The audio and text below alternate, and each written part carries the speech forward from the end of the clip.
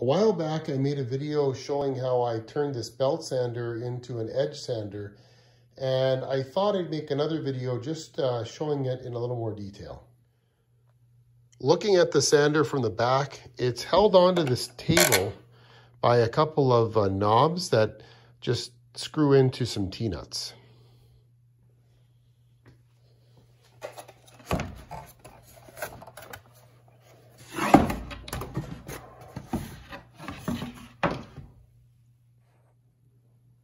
Setting the sander aside and just looking at the table, you can see that the sanding table is contoured to fit around the sanding belt. And I've added a couple of blocks of wood here that serve two purposes.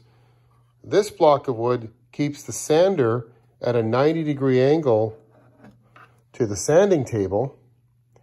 And this little block of wood here acts as a stop to keep the sanding belt the correct distance from the sanding table. There's two holes for the knobs